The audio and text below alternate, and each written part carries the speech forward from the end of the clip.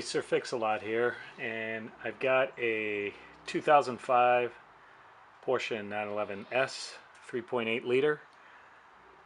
This is a 997, and I'm going to be changing the battery cable that connects to the alternator, to the starter, and then ultimately connects up to the battery. What's happening is that this during hot starts is having a difficult time getting started because of the resistance buildup in the cable. This is a common problem noted on the 997s as well as the 996s. So I'm going to show you how to replace that battery cable. Tools that you're going to need for this are relatively simple. 1/2-inch drive with a 3/8 inch adapter. This is for a 15mm socket. I usually like to use the 1/2-inch drive for the tensioner. So I'll show you how to use that. Regular 3/8 inch socket, set, and ratchet. Blue Loctite whenever we go to install some of the bolts like for the alternator, etc. Screwdrivers in order to take off the bellows for the intakes. Then you're going to need these Torx style sockets. This is going to be necessary when you're taking off the intake plenum. And then here is the battery cable. The battery cable is part number 997-607-01903. Essentially, this is the terminal side that hooks up to the battery, leading from actually leads from the battery to here, and then this gets mounted up onto the transmission. There are two mounts here that are on the transmission itself, and then there is a connector here that is underneath the air conditioning compressor. Actually, there's two of them here. And then this is the part, it's kind of an accordion. You kind of pull this back and then it exposes the terminal. This hooks up to the starter, and then this cable hooks up to the alternator. Okay, we got to remove the airbox first. So you want to loosen this clamp here, pop the plug off of the back. It's just a squeeze release for this unit, and then this one here has an actual press clip. Undo the guides for this one here, or the guide for that one, and then pop off the filler spout here, and then the whole unit should come right out. Next will be the throttle body. So you'll want to disconnect the electrical connector here. The cover comes off just a little bit like this, loose, and then you squeeze on the top and the bottom and it'll pop right out. Then the vacuum hose here is actually just connected with another connector that's just kind of a squeeze connector, and you just squeeze it on the ribbed sections on both sides and it'll pop right out. So this is a breather. Here's a neat little trick to removing the throttle body without actually having to remove the forward throttle body itself. You can actually get the entire unit out. So once you disconnect this hose and this wire, there's actually a little nut here that you can undo. Once you have this undone, there are 4 hose clamps in the back here, and 2 on this side and then 2 on this side. Undo those and then kind of move the sleeves back a little bit, and then you'll be able to rotate out the entire unit. So here's a shot of it actually being rotated out like this. so the whole unit will come out. This precludes you from actually having to undo these four Torx fasteners. You can just have the whole unit out, and then this gives you plenty of access back here to the starter, as well as if you need to get to the air oil separator here on the S.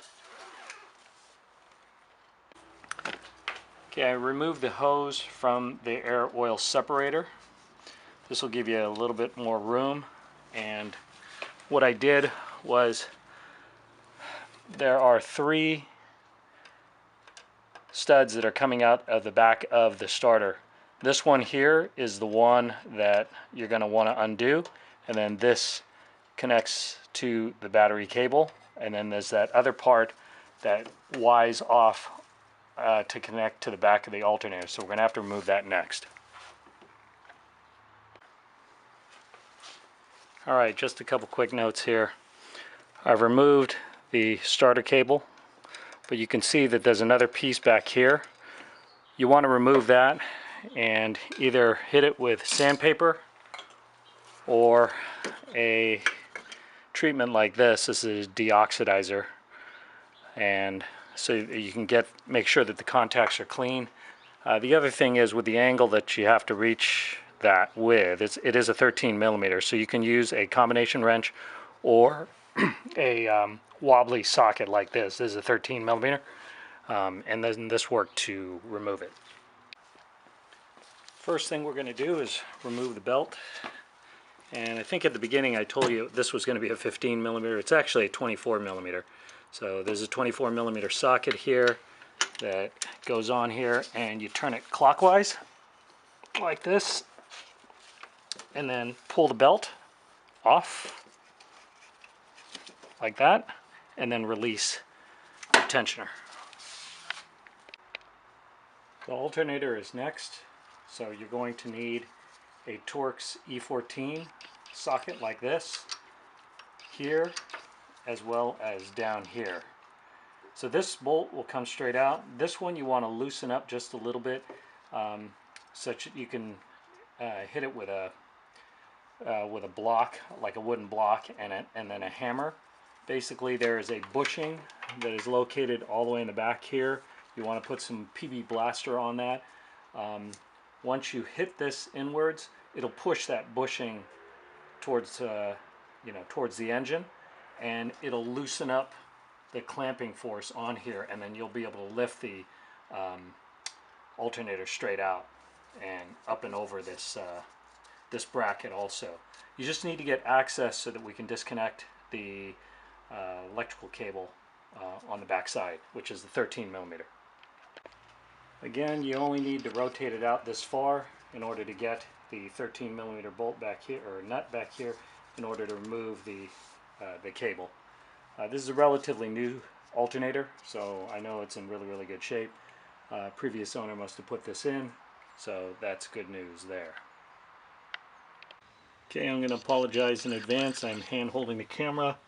Next thing you're going to want to do is to lift up the back of the car and make sure your jack stand is placed ahead of the rear wheels, both sides. Crawl underneath, remove the rear transmission cover with four T25 Torx screws. It also has this elaborate kind of clip here that grabs onto one of the support frame rails. You're going to have to undo, and then this thing cantilevers down. Switching up to the junction box here, it's held on by two 10 millimeter bolts. First, you're going to want to take care of that 13 millimeter right there in the center. This is normally covered like that, but anyway, you flip up the cover, undo the 13 millimeter.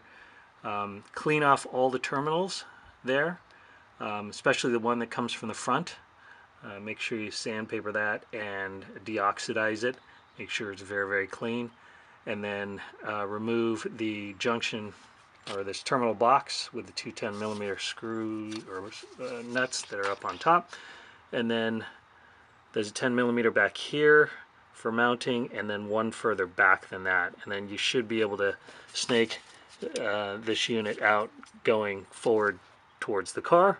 and then your new cable will come in through this transmission side, going back into towards the engine. Alright, next you're going to want to move the air compressor forward, and this has 1, 2, and then there's another Torx bolt back here that mounts this this AC compressor, and then you can move it forward in order to remove the clips for the harness back there. I also removed the reservoir kind of top, or the reservoir for the power steering pump. It's just a 1/4 turn on here and a little 10mm bolt here, and you can basically take it off. Just make sure that you have a rag close by, because it's going to be about 1/4 cup to maybe even 1/2 cup that actually drips out. So anyway, kind of makes a mess. Once you move this forward, then you'll be able to get to the cable and then push it out through the bottom of the car, bring the new one up. This one was changed before at some point in time, so the clips were actually loose. So I didn't remove the AC compressor, I didn't have to. I was able to fish the cable up, had someone else come up here and reach through with a screwdriver and kind of redirect the battery cable through. I was able to connect it up to the starter, connect it up to the alternator here, and now I'm ready for the final assembly. Just make sure your air oil separator is connected back on, and then go ahead and put the throttle body onto the vehicle. The last two pieces to install is the air oil separator. This is kind of the square style that's on the 911S 2005 through 2008, and I think the standard ones are a little bit more elongated, and they're actually located in a different spot.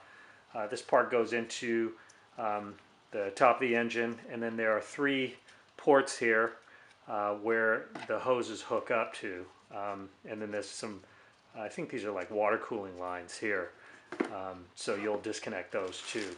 But when you're bringing back the air conditioning compressor, as well as bringing back, pulling back the alternator, you'll see that you'll have quite a bit of access to all these pieces. These are the hoses here, all distinct shapes, so it's going to be easy to determine where they hook up, you know, leading out of this unit here. Kind of sits like this. There's one going out the back and then 2 going out the side. This is a brand new starter from Bosch, and you know, when you're doing this, there's a lot of resistance that actually builds up in the starter itself.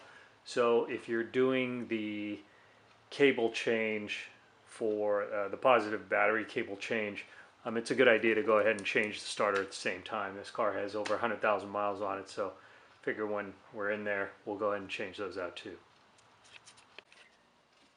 You'll want to remove the alternator and then pull it forward.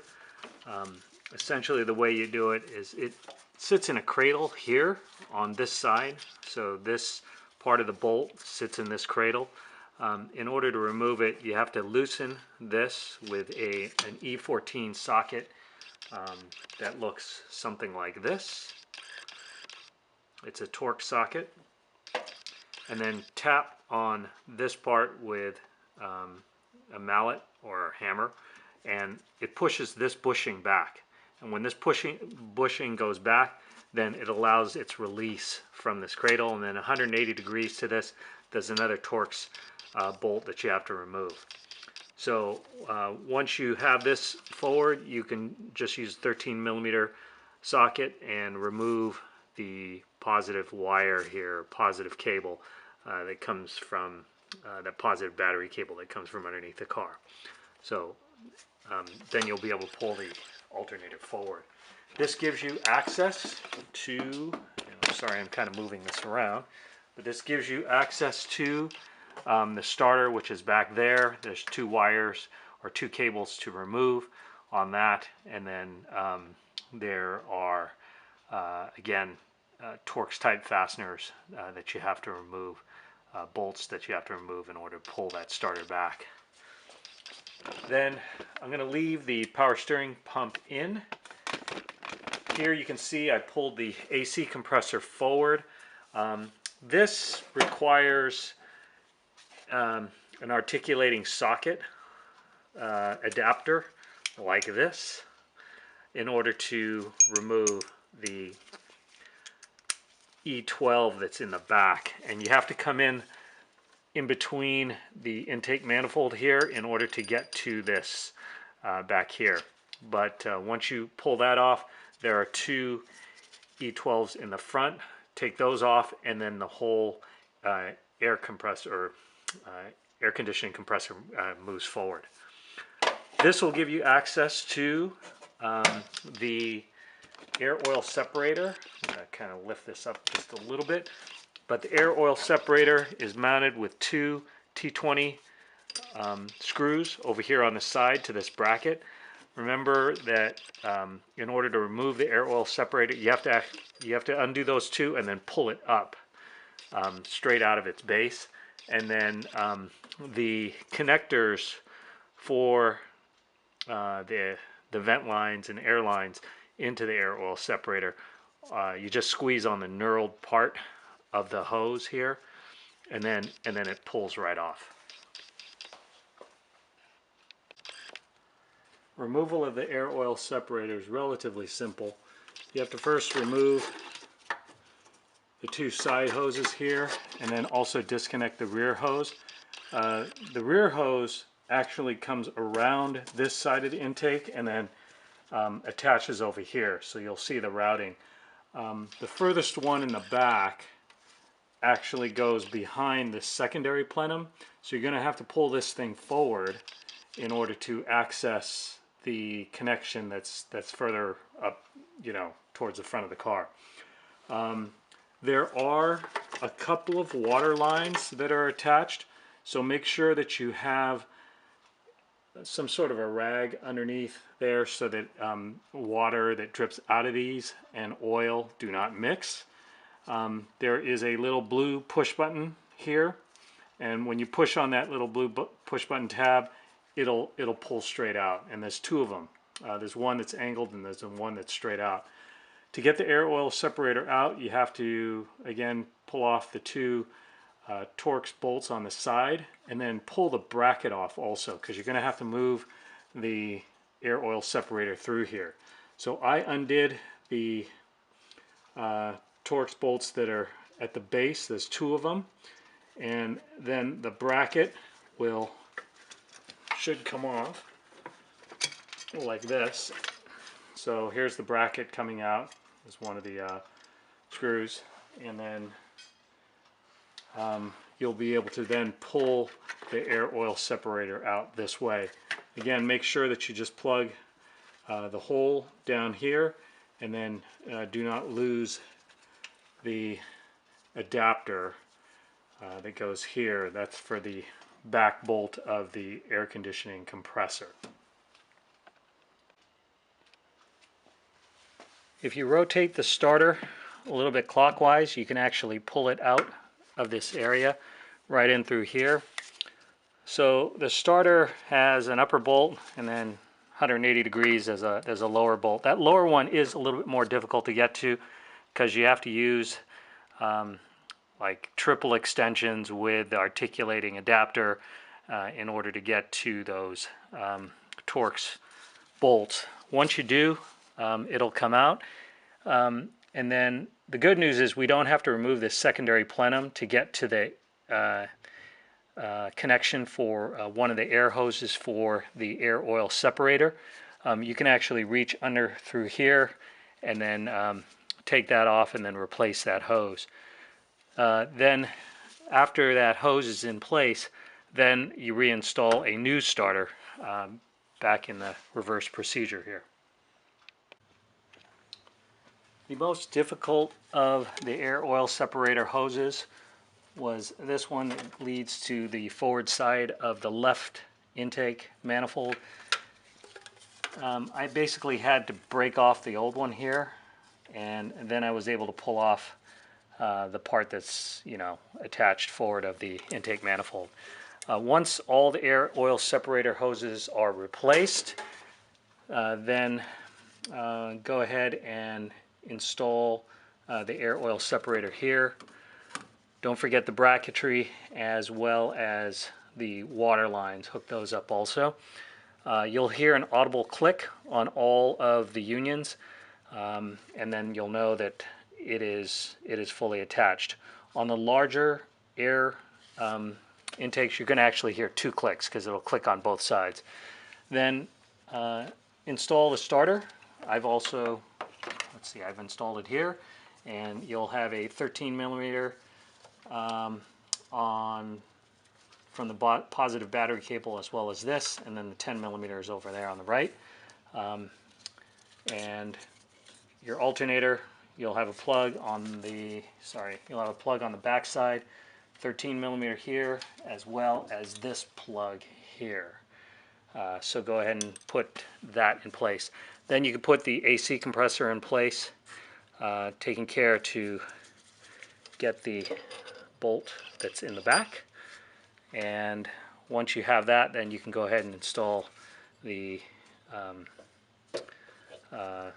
serpentine belt. Here's the trick to putting the plenum on. Make sure that you have the clamps as loose as possible, and then put the rubber rings on the plenum itself, or on the intake piece, and then kind of angle them inwards towards the back. And then when you put it on, it'll basically just slip on like this, and then you move the sleeves back over the intakes and then tighten them up. Now that we have the belt fully installed, checking all bolts, mounting points for the plenum, and making sure that the power steering reservoir is in, and don't forget to fill that with Pentosan CHF 11S. Now the air box goes back in, and here you want to make sure that you have your vacuum line hooked up in the back and the 2 electrical connections, and then you'll be able to slide the box back in. Now that you have the air box in, make sure that the oil filler hose or tube is clamped down. You've attached and tightened up the intake to the plenum, connected the battery. Now you're ready to test to see if it